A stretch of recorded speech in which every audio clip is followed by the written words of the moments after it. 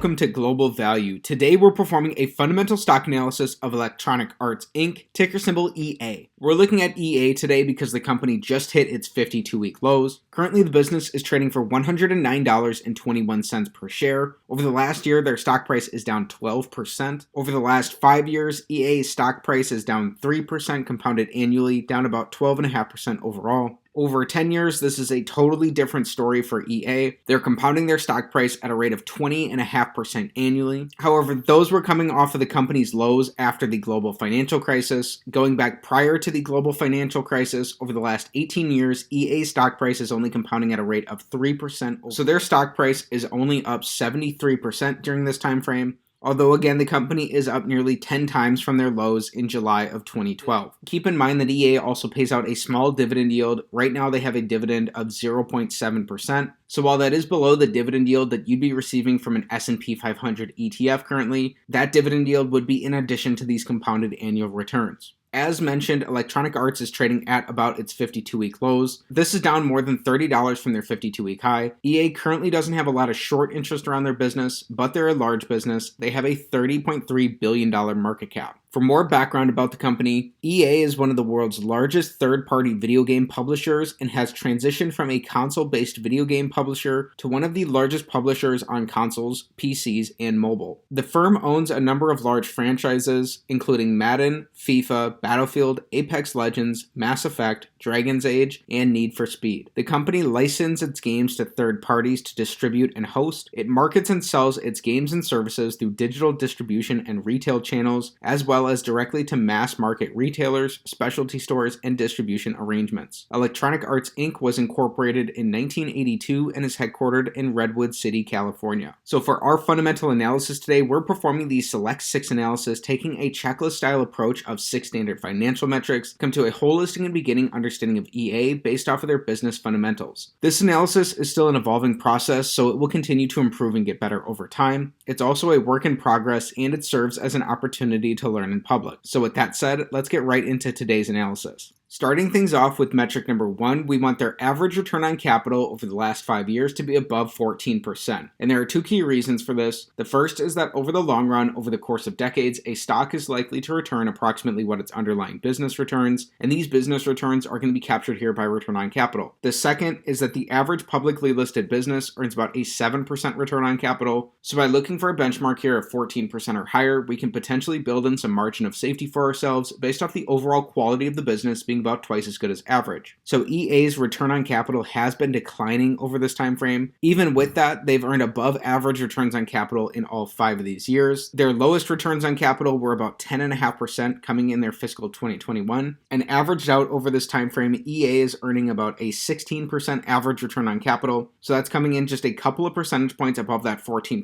benchmark we're looking for. So this is a check to start things off on metric number 1 for EA. Also worth mentioning is that over their last 12 months, the business's return on capital has rebounded a bit. EA has earned about 16.5% return on capital during that time, so it's nice to see that that's picked up in the past year. Next up, for metric number 2, here we're taking a high-level overview of the growth of their business. So we're looking for revenue, net income, and free cash flow growth over the last 5 years for EA. We'll also be including their last 12 months worth of numbers in our calculations here. And this metric is all or nothing in nature. Either all 3 of these are going to be up for this to be a check, or if even one of these is down, this entire metric will be an X. So over this time frame, EA has grown their revenues by 43%. So they've experienced strong revenue growth in the business. Including their last 12 months, their earnings are almost exactly flat. However, they're actually slightly down by about $2 million over the last 5 years. So that's on about $1 billion worth of earnings. But most importantly here is that EA's free cash flows have declined by 26% over this time frame when we include their last 12 months worth of numbers. When we take a look at their cash flow statement, we can see that their decline in their free cash flows were really coming from 4 different items here. They had a change in unearned revenues. They also had a change in deferred taxes. Additionally, they had a change in other net operating assets, and the company nearly doubled its capital expenditures compared to where they were in 2018. So all of those were contributing factors to why EA's free cash flows are down over this time frame. Because their free cash flows and their earnings are down, this is an X here on metric number 2. So if you're potentially potentially interested in the business, you'd likely want to dig in and understand what these changes were in more depth, especially as it relates to their free cash flows, because free cash flow is really the lifeblood of any business, and ultimately a business's abilities to produce free cash flows now and until Judgment Day, discounted back by some reasonable interest rate, is what that business is going to be worth. So a business can use its free cash flows to buy back shares, pay down debt, pay dividends, make acquisitions, or reinvest back into the business. So it's not great to see that their free cash flows are down over this time frame. Next up, for metric number 3, here we're taking the perspective of an individual shareholder in the business by looking at EA on a per share basis. So we're looking for earnings per share growth over the last 5 years for the company. Again, we'll be including their last 12 months worth of numbers in our calculations here. And so over this time frame, their earnings are almost exactly flat, although they're slightly down by about $2 million. However, earnings are just one part of this equation, so we also want to look at what EA has done in terms of their shares outstanding. Potentially a strong sign for long-term shareholders in the business, EA has bought back about 10% of their shares outstanding. So this is important because when you purchase a share of stock, what you're really buying is a fractional ownership percentage in that underlying business. And so when a business buys back stock by decreasing the number of shares that they have outstanding, they're increasing your ownership percentage in the business, which will ultimately increase the percentage of the business's profits that you're entitled to without you having to spend a dime. So it's almost as if the company is making a partial acquisition of itself. And just like with any other acquisition, we want the company to be getting more value than the price that they're paying. You'd likely have to dig in and understand exactly at what prices that these buybacks were occurring at, and you want to have an idea of an intrinsic value for EA to understand whether these buybacks were accretive for shareholders or not. Thankfully, we'll be using 2 methods to come to an intrinsic value for EA later on in our video, so stick around for that. So because of these share buybacks, this has led to strong earnings per share growth for EA, and this is a check here on metric number 3. Next up, metric number 4 is going to be very similar. Here we're looking for free cash flow per share growth over the last 5 years for EA, again including their last 12 months worth of numbers. So in their fiscal years, their free cash flows per share are up. However, over their last 12 months, EA has only earned $4.16 worth of free cash flow for each share that they had outstanding, meaning that their free cash flows per share are down over this time frame, as their declines in their free cash flows are outpacing their share buybacks. And so this is an X here on metric number 4. Recapping where we stand currently, through our first 4 metrics, we're split evenly. We have 2 checks and 2 X's for EA. Next up, for metric number 5, here we're evaluating how the business utilizes debt. So we don't want to be investing in overly levered businesses, because during economic downturns, it's overly levered businesses that will be at the greatest risk of having poor potential outcomes. We want their net debt, which is their total debt minus their cash and their short-term investments, to be below the amount of free cash flow that the business has produced over their last 5 years. So EA has had negative net debt in all 5 of these years, meaning that after paying off all of their debt, the company is actually left over with a cash cushion. The business has been reducing their net debt position. Currently, EA has about $300 million worth of cash left over after paying off all of their debt. And the company has also been pretty strongly cash flow generative in all 5 of these fiscal years. So this is a check here on metric number 5, as over the last 5 years, EA has produced $8.2 billion worth of free cash flow, and they have a cash position on their balance sheet. It looks like EA is potentially in a very strong and healthy position here, based off how the company is using debt relative to their free cash flows. Even with the company's free cash flows declining over their last 12 months, the business has still produced about $1.1 billion worth of free cash flow over that time.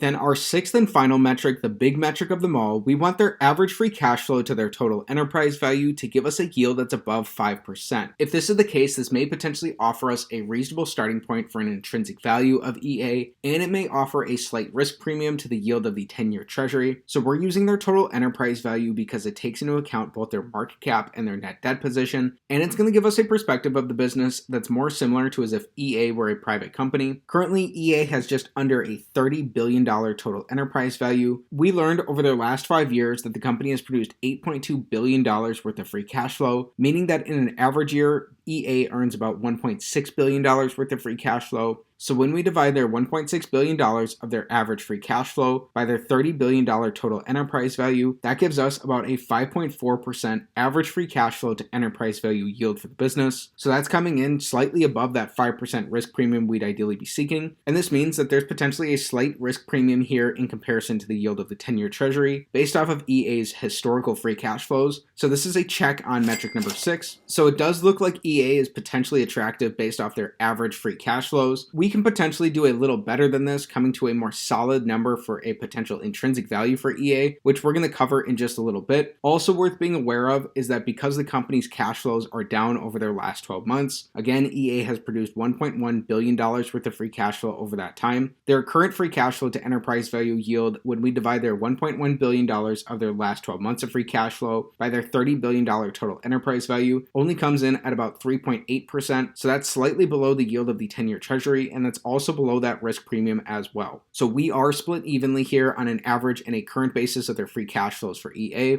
Again, though, this is a check on metric number 6, and just because this is the case doesn't mean that you're going to run out and go buy the business. This type of analysis isn't a buy or sell recommendation of any security, and this is one of our 6 metrics that, although they're simple, when they're combined together, they can be very powerful. This may be our final metric, but we've still got some interesting things left to cover, including coming to a potentially more definitive intrinsic value for EA. As a bonus, here we're looking at EA's dividend profile. Currently, EA pays out a modest dividend yield of 0.7%, so again, that's below the yield that you'd be receiving from an S&P 500 ETF over this time. We still want to look at the business to see if their fundamentals are supporting their dividend payouts, and because of the nature of EA's business, we want their free cash flows to be supporting their dividend payouts. EA started paying out a dividend over this time frame in their fiscal 2021. Since then, they've been increasing this, and this is still making up a very modest and very reasonable amount of their free cash flows. Again, the business has a cash cushion on their balance sheet. It looks like, based off their free cash flows, that EA is very sustainably and very healthily able to support their dividend payouts. Everything we've discussed so far is important, but there's something missing that, in my opinion, is the main reason to analyze Electronic Arts, which takes us on to using a discounted cash flow model to come to a potential fair intrinsic value for EA. A discounted cash flow model is based off the business predictability. Specifically, it's the predictability of a business's future free cash flows. And a DCF model is just like any other model in any other discipline. Its outputs are going to be sensitive to its inputs. So here we're starting with an average of EA's free cash flows over their last 5 years to give us a more normalized perspective of how the company has been producing free cash flows. Then we're using historical growth assumptions for the business dating back all the way till 1991 in order to project these free cash flows out into the future. So it's up to you to do your own homework here to determine whether or not these historical assumptions are going to be accurate and applicable going forward to give us a baseline projected estimate for Electronic Arts. Using these assumptions, if we assume that their average free cash flows grow at a rate of 10% annually for the next 10 years, then using the 10 years out after that they'd be growing their average free cash flows at a rate of 5% annually. If we add in the company's tangible book value, which gives us a perspective of the net worth of the business, and we were ideally seeking a 15% rate of return from EA, which is the rate of return that Warren Buffett's ideally looking for from his investments, in addition to his margin of safety requirements, then it looks like from today's valuations of Electronic Arts that a reasonable fair intrinsic value for the company is right around $70 per share. So that would be down about $40 from what the company's current stock price is at,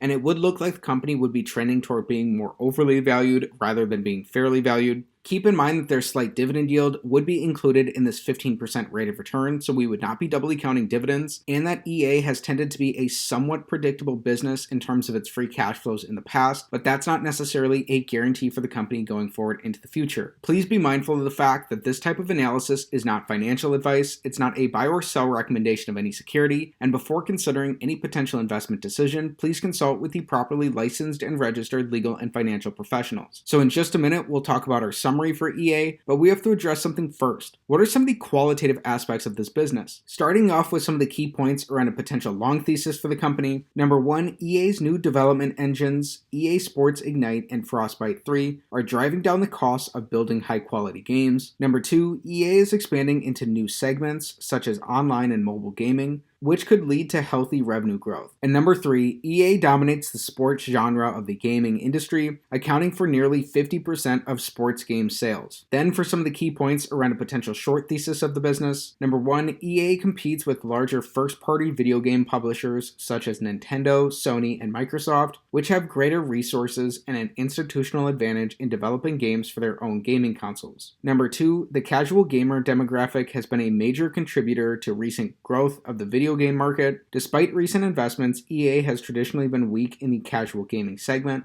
And number 3, EA could be spreading itself across too many projects and may not be able to provide adequate support to all of its titles. So hopefully that offers a balanced perspective around some of the qualitative aspects of the business. Now it's time for our summary. EA checks the box on 4 of our select 6 metrics today, meaning that the company looks like it's strongly attractive for further research. EA earns above average returns on capital of about 16%. While they have grown their revenues, both their earnings and their free cash flows are down over the last 5 years. But potentially a bright spot for the business, EA has bought back 10% of their shares outstanding. They also have a cash cushion on their balance sheet, and they've been strongly cash flow generative in all 5 of these years, even with their free cash flows being down, generating more than $1 billion in free cash flow in all of these years. On an average basis of their free cash flows, it did look like EA is potentially interesting and potentially offering a slight risk premium to the yield of the 10-year treasury, although that didn't seem to be the case based off the company's current free cash flows, and there were a number of reasons why their current free cash flows are down over their last 12 months. Recently, EA also started paying out a dividend. Currently, the business has both a very modest dividend yield and a modest dividend payout ratio, but they have been increasing that year over year. Finally, performing a discounted cash flow analysis of EA. If you've done the work and you believe that those historical growth assumptions are going to be accurate and applicable for the business going forward,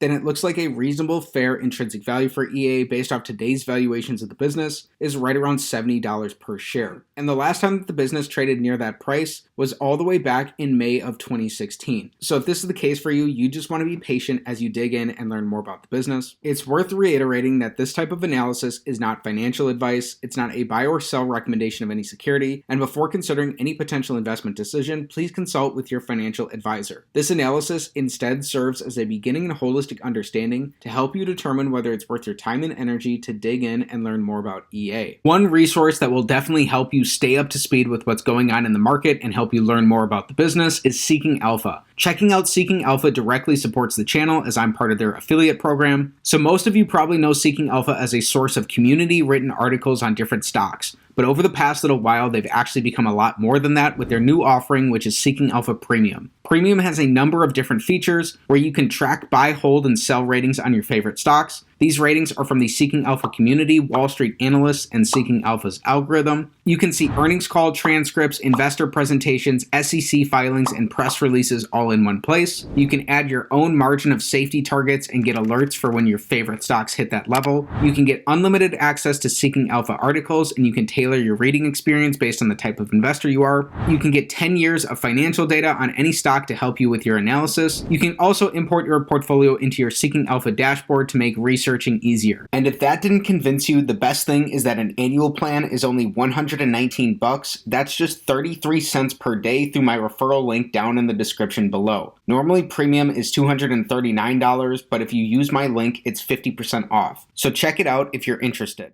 So as a value investor, you're ultimately trying to conduct this research as if you're going to own 100% of a business, and you can truly understand the ins and outs of that company and understand what's important for the business and what's not important going forward. Through this deeper research, you'll learn more about the qualitative and the quantitative aspects of EA, and you'll likely be able to determine for yourself what a reasonably appropriate intrinsic value for the company will be. So with that said, that's it for today's fundamental stock analysis of Electronic Arts Inc., ticker symbol EA. Again, we looked at the business because it's just hitting its 52-week lows, so this could be a potentially interesting candidate to look at, especially given their strong attractiveness, checking the box on 4 of 6 metrics today for further research into the business. So I'm happy to make an analysis of the company, and if you enjoyed today's video, please be sure to like the video, subscribe to the channel for more stock analysis videos, and comment down below what business you want me to take a look at next time. Thanks for learning about EA with me, and have a great day.